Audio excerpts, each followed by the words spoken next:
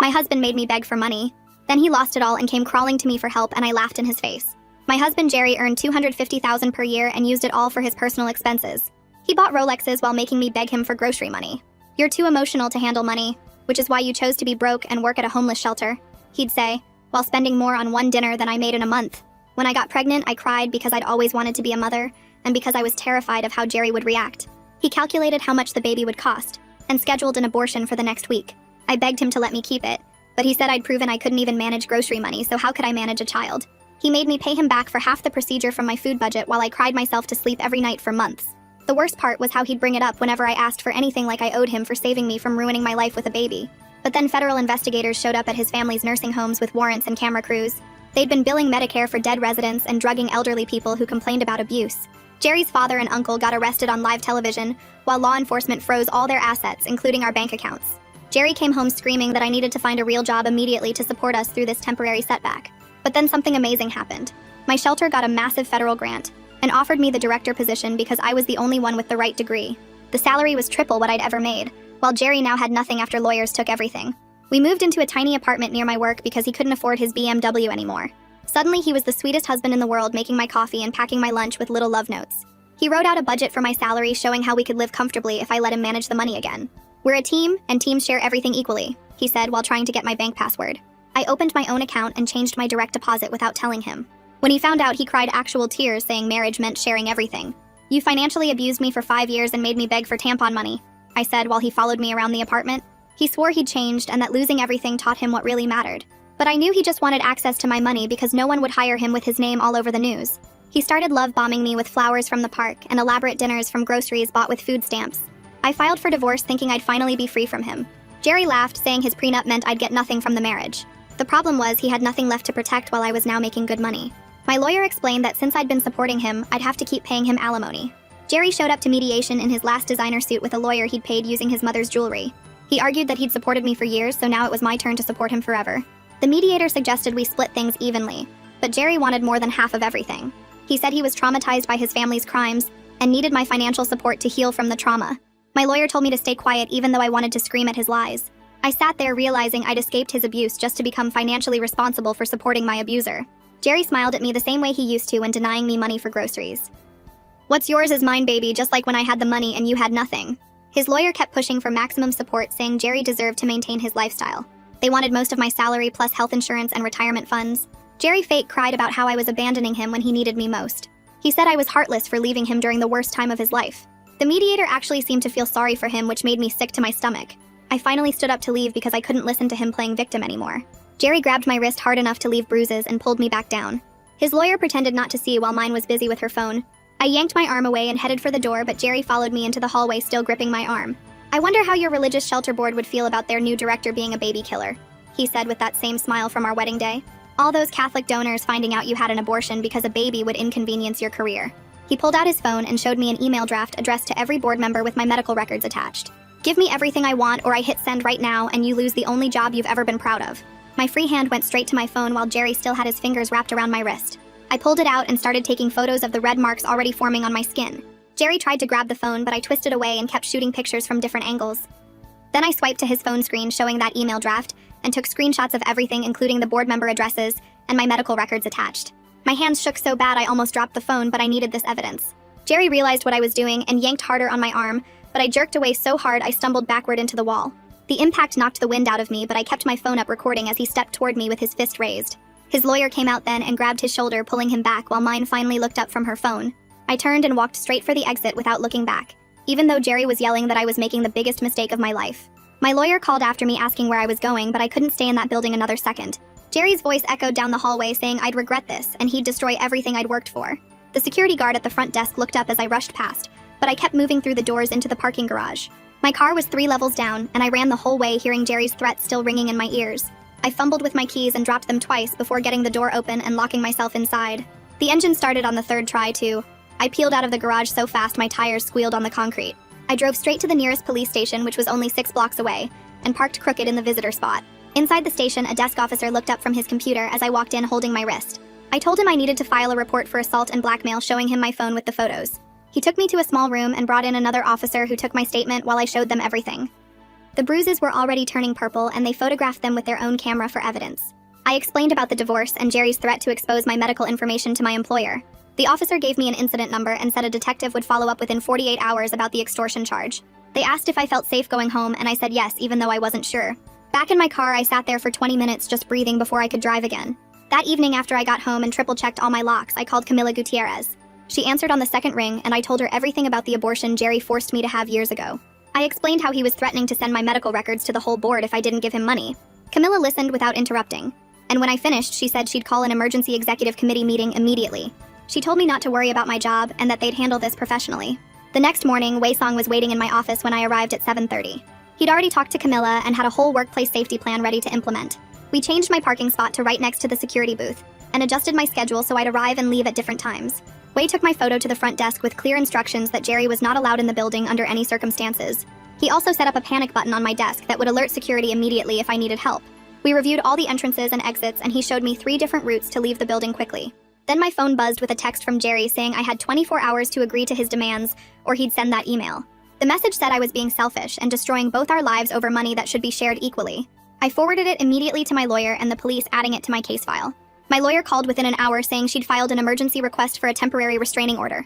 The hearing was scheduled for 3 days from now, and she told me to gather every piece of documentation I had. I spent the rest of that day and the next pulling together text messages and emails and bank statements showing Jerry's pattern of control. Camila called that afternoon to tell me the executive committee had met, and they fully supported me. She said they were preparing a response in case Jerry followed through with his threat, but they were more concerned about my safety. They didn't care about the abortion, and understood it was a private medical matter from before I even worked there. I started crying with relief right there at my desk because I'd been so scared of losing everything. 3 days later, I sat in the courtroom for the restraining order hearing, clutching my folder of evidence. Jerry didn't even show up, but his lawyer was there arguing I was exaggerating and using the legal system to avoid paying support. I testified about him grabbing my wrist and showed the judge the bruise photos, which had turned dark purple and green. The judge reviewed the threatening messages and the blackmail attempt with my medical records. She granted a temporary restraining order for 30 days prohibiting any contact between Jerry and me. After the hearing, my lawyer sat me down in a conference room to discuss strategy for the upcoming financial support hearing. She warned me that Jerry might still get some temporary alimony despite his behavior, because the law was complicated. The domestic violence and extortion would help my case, but wouldn't completely eliminate his potential claim for support. The next morning, Camila called me into her office looking worried, and I knew something bad had happened. She closed the door and told me a major donor had called asking questions about some situation with the new director. The donor had heard vague rumors and wanted to know if there was anything the board should worry about. Camila handled it perfectly, telling them there was an ongoing legal matter, but the board had complete confidence in my leadership. She reassured me that the executive committee stood behind me no matter what Jerry tried to pull. I thanked her and went back to my office, where I found a card for the employee assistance program on my desk. Wei had left it with a sticky note saying the therapist was excellent for dealing with difficult situations. I called that afternoon and made an appointment for the next day because I needed help processing everything. The therapist's office was in a plain building downtown, and she had me fill out forms about my situation. When I told her about the abortion and how Jerry was using it against me, she didn't judge at all. She helped me understand that Jerry's abuse had gotten worse because he'd lost his power over me. We talked about how he'd controlled me with money for years, and now he was trying new tactics. She gave me homework to write down every time Jerry had hurt me, which filled 3 pages by our next session. Meanwhile, Wei came to my office with his laptop and a whole security checklist we needed to review. He had me change every single password on every account I'd ever used, even old ones I'd forgotten about. We set up 2-factor authentication on everything, and he showed me how to monitor my credit for suspicious activity. That's when we discovered Jerry had tried to access our old joint bank account 3 times that week. The bank had blocked him, but it showed he was getting desperate for money. Wei helped me file a report with the bank's fraud department just to be safe. 2 weeks after the restraining order, my phone buzzed with a text from a number I didn't recognize. It was Jerry saying he was sorry and just needed money for food because he had nothing left. I knew it was him even though he was using a burner phone to avoid getting caught violating the order. I didn't respond, and instead took a screenshot and called the police immediately to report the violation. The officer took my report over the phone and said they'd add it to Jerry's file for the prosecutor. My lawyer called the next day saying the mediation had been rescheduled to a shuttle format for everyone's safety. This meant Jerry and I would be in separate rooms with the mediator going back and forth between us. She said it would take longer but was much safer given Jerry's recent behavior and the restraining order violation. The new date was set for 3 weeks out, and she started preparing our financial documents for the meeting. That's when she made an interesting discovery while going through Jerry's financial disclosure forms from the divorce filing. She found transfers to a cryptocurrency exchange right before the federal investigation into his family's nursing home started. Jerry had moved almost $50,000 into Bitcoin and cashed it out after the accounts were frozen. He wasn't nearly as broke as he'd been claiming, and this completely changed our negotiation position. My lawyer immediately filed a motion for sanctions for hiding assets and demanded full financial transparency. Jerry's lawyer responded by proposing that I pay substantial support in exchange for a complete non-disclosure agreement about everything. They wanted me to pay Jerry monthly support and never speak about the abuse or the hidden money. My lawyer countered with mutual non-disparagement and zero financial support given the assault and hidden assets. The negotiations went back and forth through formal letters while I tried to focus on work. Then a reporter from the local paper called the shelter asking about my connection to the nursing home scandal. Wei intercepted the call and handled it professionally, saying I had no involvement in the matter at all. He directed them to our media policy about not commenting on staff personal matters, and they didn't call back. But it made me realize Jerry might be trying to damage my reputation through the media too. That's when Camilla suggested I meet with Annabelle Cross from the Domestic Violence Advocacy Center for extra support. Annabelle was amazing and spent 2 hours helping me create a comprehensive safety plan for every aspect of my life. We reviewed my routes to work and figured out 3 different ways I could drive to avoid patterns. She helped me upgrade my home security with new locks and a doorbell camera I could monitor from my phone. We went through scenarios of what to do if Jerry showed up at work or followed me somewhere. She gave me a panic button app for my phone that would alert police with my GPS location instantly. The temporary support hearing was scheduled for the following month, and my lawyer prepared me for what to expect. The judge would decide if Jerry got any money while the divorce was pending and for how long. She warned me that even with everything Jerry had done, he might still get something temporarily. But she'd also requested a vocational evaluation to determine what Jerry could realistically earn if he tried to find work. The evaluator would assess his education and experience to see what jobs he qualified for in the current market. The hearing day arrived and I wore my most professional outfit to court, even though my hands were shaking. Jerry showed up in a wrinkled shirt looking like he hadn't slept in days, but I avoided eye contact completely. His lawyer argued he needed substantial support because he'd been traumatized by his family's crimes and couldn't work. My lawyer presented evidence of the hidden cryptocurrency and pointed out Jerry's business degree and work experience. The judge listened to both sides and then ordered the vocational evaluation before making any final decisions. He awarded Jerry minimal support of $800 a month for 90 days while the evaluation was completed. Jerry's face turned red when he heard the amount, but his lawyer grabbed his arm to keep him quiet. The judge made it clear this was temporary and would be reviewed once the evaluation came back. I left the courthouse feeling sick about paying Jerry anything, but my lawyer said it was actually a win. The amount was much less than Jerry wanted, and the time limit meant it wouldn't go on forever. 3 days later, Wei called me into his office and pulled up security footage on his computer screen. The guard had been checking old recordings after hearing about the restraining order and found something weird. There was Jerry standing by the shelter's side entrance at 6 in the morning 2 days before our mediation. He was just standing there for 20 minutes watching the door and taking pictures with his phone. Wei made copies of everything and said this proved Jerry was planning something before he ever grabbed my wrist. My lawyer was excited when I sent her the footage because it showed a pattern of stalking behavior.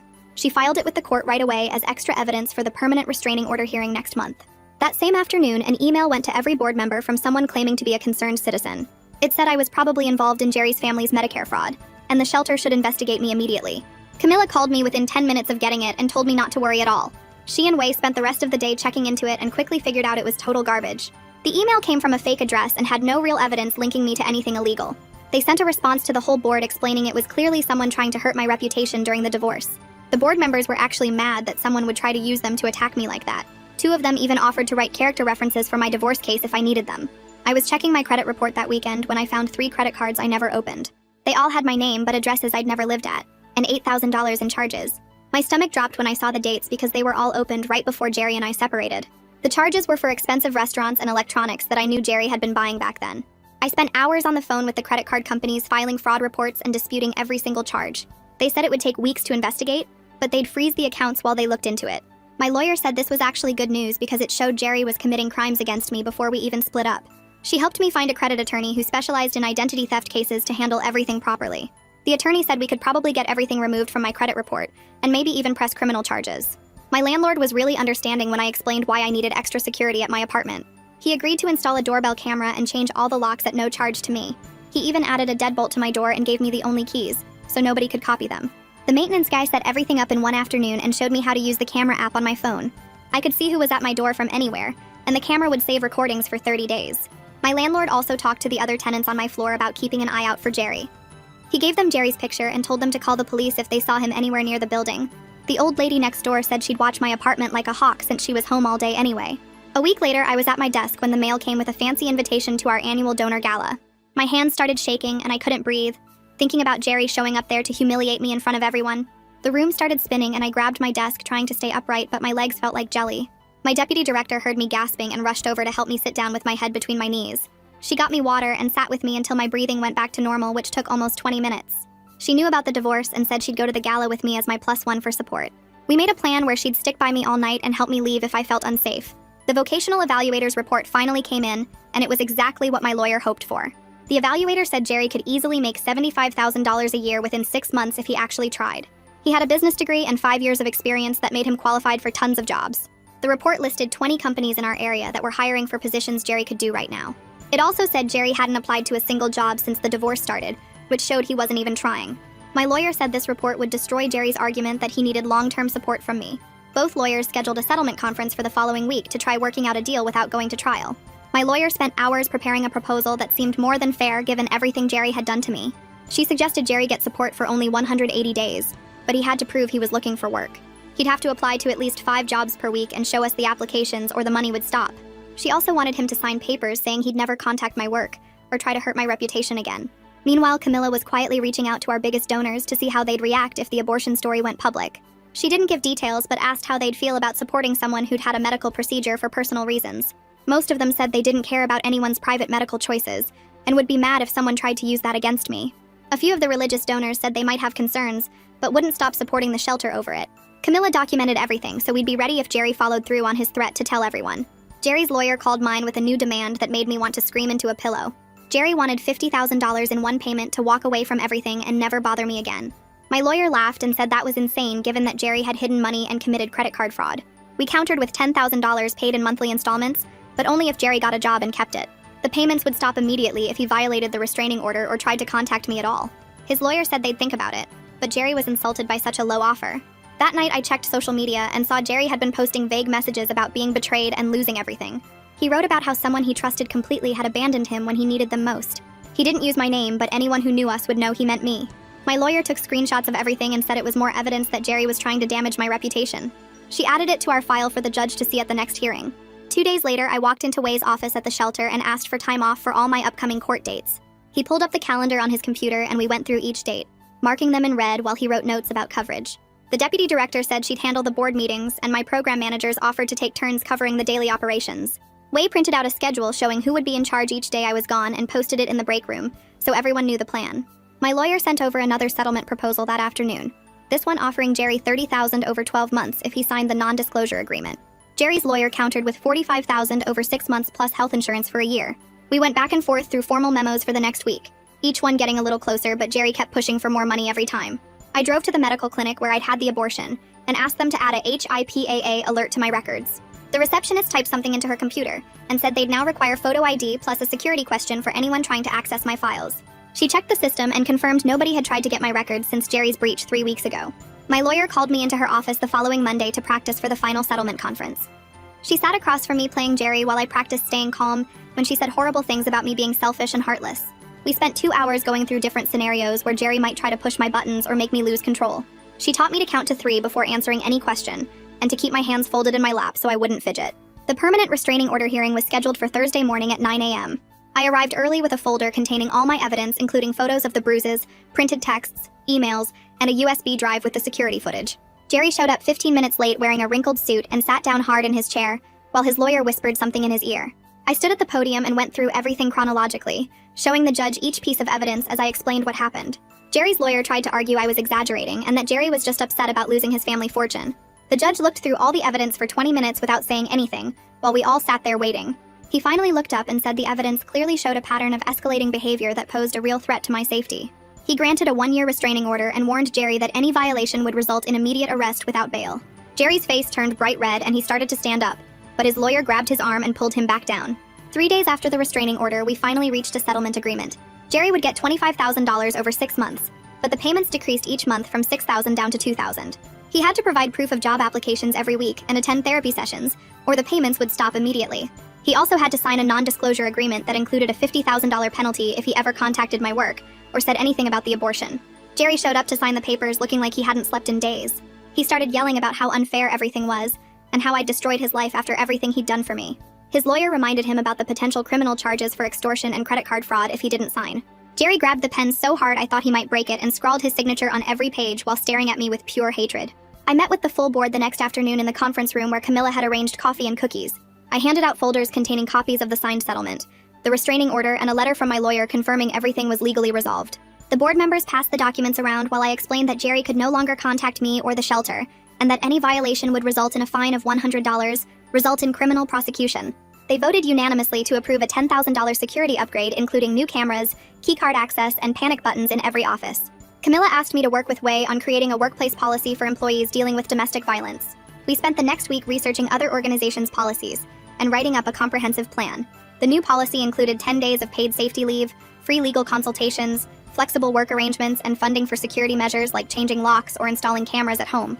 Wei presented it to the board at the next meeting and they approved it immediately, making us one of the first shelters in the state with such a policy.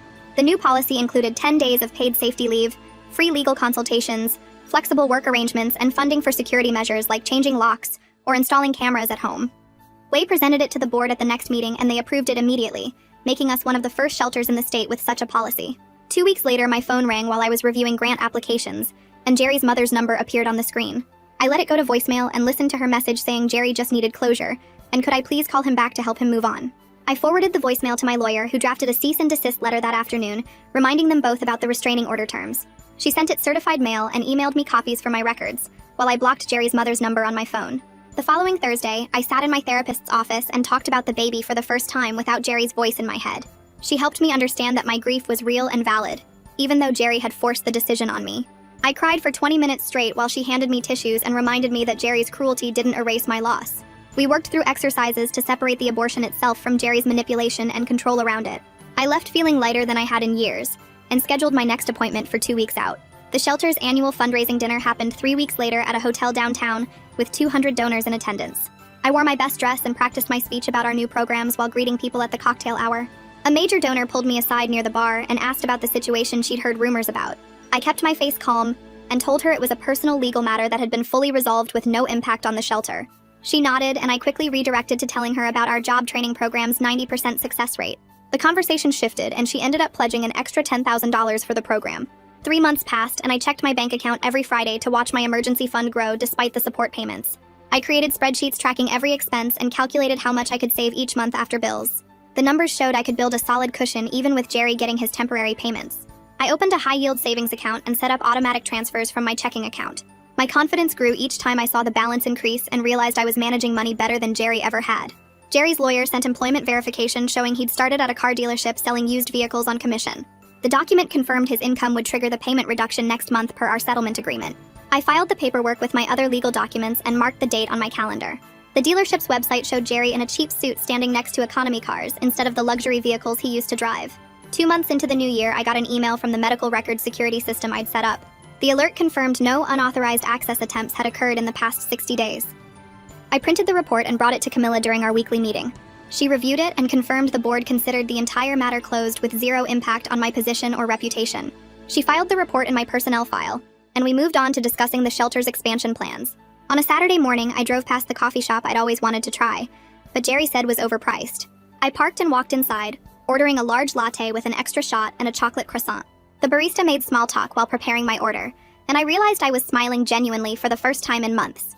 I sat by the window watching people walk by and sipped my coffee slowly without checking the time. Nobody was waiting for me or tracking my spending or demanding explanations for my choices. I stayed for an hour reading a book I'd bought with my own money and didn't feel guilty once. Jerry's lawyer emailed confirming the final support payment was scheduled for next month, and Jerry remained employed at the dealership. The vocational evaluator's prediction about his earning potential had proven accurate according to the tax documents they provided. I forwarded everything to my lawyer, who confirmed all obligations would end on schedule with no extensions possible. The settlement terms were clear, and Jerry had met the employment requirements that prevented any payment increases. During our Monday staff meeting, Wei pulled me aside with a huge smile on his face. He told me the shelter had received the federal grant renewal we'd applied for, plus a 20% increase. The board wanted to meet with me that afternoon to discuss a raise given my leadership through everything. I accepted the meeting request and spent lunch reviewing our budget projections and program outcomes. The board approved a $15,000 raise effective immediately, and thanked me for my dedication. I signed the paperwork and updated my budget spreadsheet that evening with the new numbers. My therapist and I sat in her office 6 months after that terrible mediation day reviewing my progress. The nightmares had stopped completely, and I was sleeping through the night without medication. We decided to reduce our sessions to monthly check-ins since I was managing my anxiety well. She gave me exercises to practice on my own, and reminded me I could always call if I needed extra support. I left her office and drove home feeling steady and strong and ready for whatever came next. 6 months after that horrible day in mediation, I stood at the back of our shelter's main hall, watching 23 people in caps and gowns walk across the makeshift stage. Each graduate from our job training program shook my hand and thanked me for believing in them while their families cheered from folding chairs we'd borrowed from the church next door. One woman who'd been living in her car when she started our program now had a job as a medical assistant and keys to her own apartment. Another man who'd struggled with addiction for years was starting work at a construction company on Monday with full benefits. I helped hand out certificates and took photos with everyone who asked and remembered why I'd chosen this work in the first place. The next morning, an envelope from Jerry's lawyer arrived at my office marked urgent, but I didn't rush to open it. Inside was a single page confirming all financial obligations were complete, and the settlement was fully executed with no remaining claims from either party.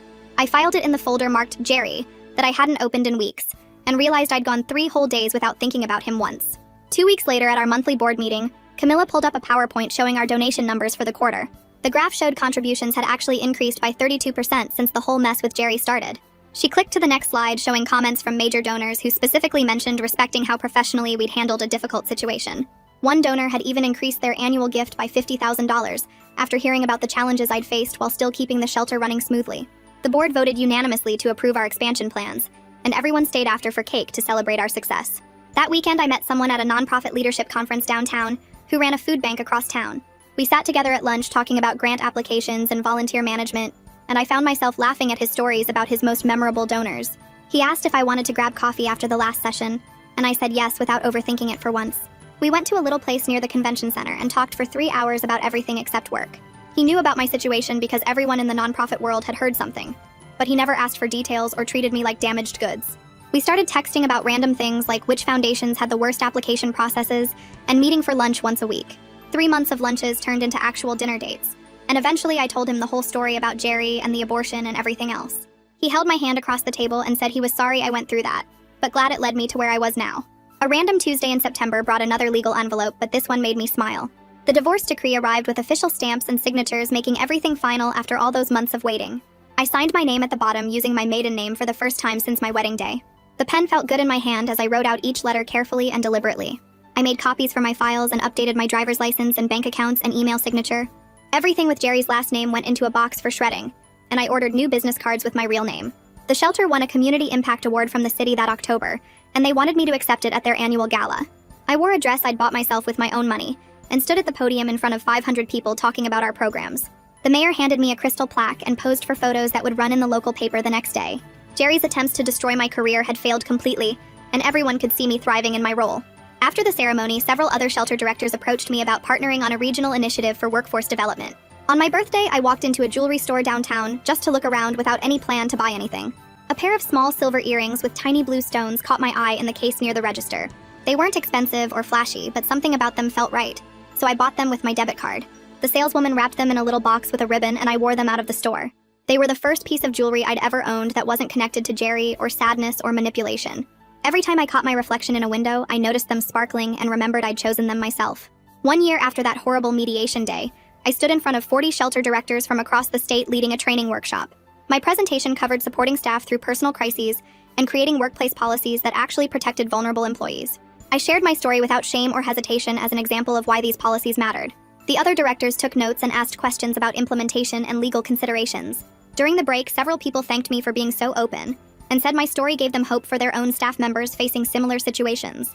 By the end of the session, 3 shelters had committed to adopting our workplace violence policies as templates for their own organizations.